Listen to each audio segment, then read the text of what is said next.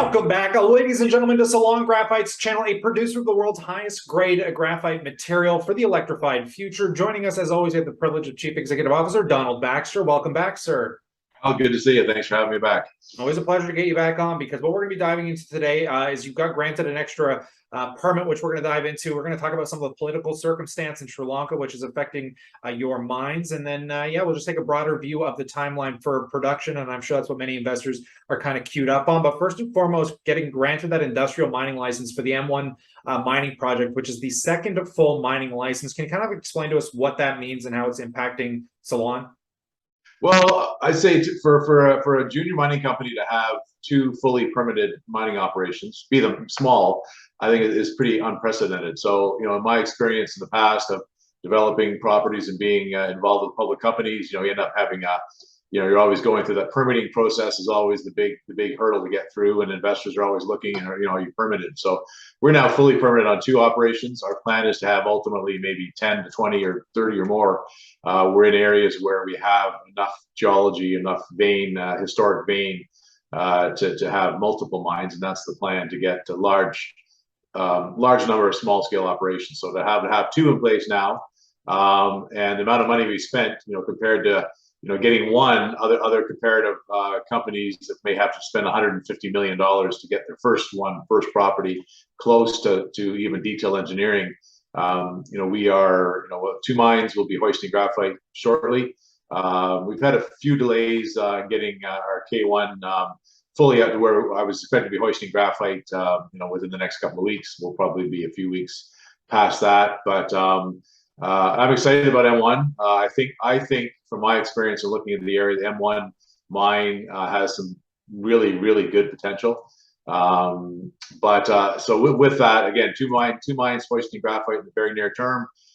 We should be able, and we'll be able to sell that. So we should be, again, very near-term cash flow from that as well. So I think that in the mining industry is pretty unprecedented.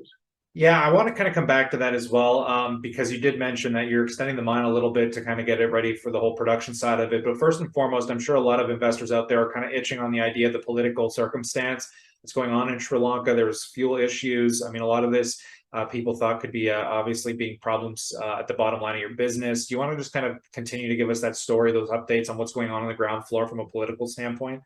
Yeah, I think it's what we're seeing is a continuous improvement. I think once the new president took over, I think there was a little bit of apprehension to see what was going to happen, but I think everybody is settling down. They're starting to get the biggest trouble was access to fuel, diesel, cooking oil, cooking fuels, whatnot. That seems to be slowly getting better. Things are still rationed, and people are still lining up. But instead of lining up for 3 days or 3 weeks, you're lined up for an hour and a half. There's a bit of a quota system happening. So I think actually I was just talking this morning to one of our main people there. He said he had to leave home to get into the center of Colombo a little earlier because traffic's starting to get heavy again. And so I think we're starting to see things happen. It really hasn't adversely affected us. To a certain extent, it slowed down and getting people out who are actually in an office to sign what we need to get signed to get these permits, etc. But overall, our operations are outside of the main city, and we, as I've said earlier times, we have explosives, we have fuel. We're not a huge consumer of either, so we're well provisioned, and our staff is outside of the main city. So I'm heading back there shortly. I was going to go back next week. I think I'll put it off for another couple of weeks. But I'm anxious to get there again and just to get things rolling as fast as we can. Now, getting it rolling as fast as you can, from the production timeline aspect of things, because you said you're going to start pulling up some graphite material relatively soon. What kind of gets you from point A to point B, and then what's going to get you to kind of rapid scale here when you really start, pumping these mines? Yeah, I know what I've said in the past. I was hoping to have been hoisting. We finished our financing in May when we raised $3.5 million.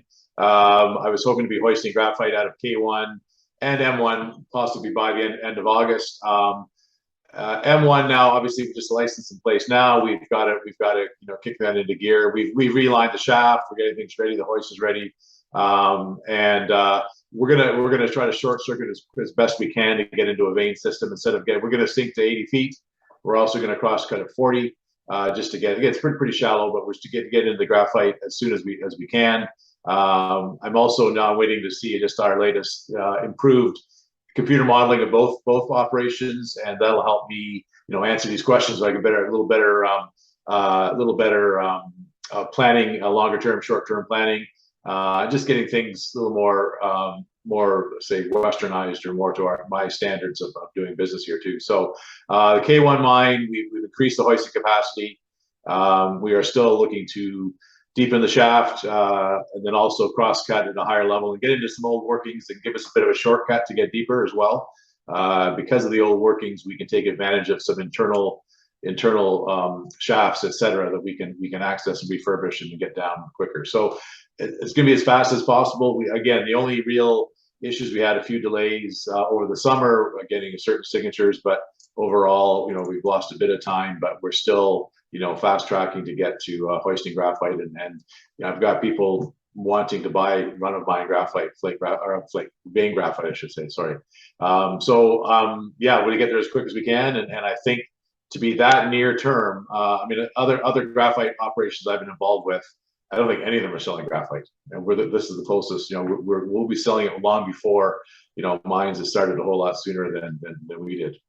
Yeah, I feel like, again, we're heading into this kind of pivotal moment here where I don't think people can appreciate the demand once kind of production is up and ready here. So I'm very excited to see how the story continues to unfold. And if you guys are as well, we'd love to know what you think in that comment section below, and definitely consider subscribing, because hopefully as Donald heads back down to Sri Lanka, we'll end up getting some more videos on the ground footage and kind of see exactly what's going on a hands-on basis. But on that note, I'll pass again the question off to you guys. Love to know what you think, but stay cool, stay awesome. And as always, we look forward to catching you in the next one.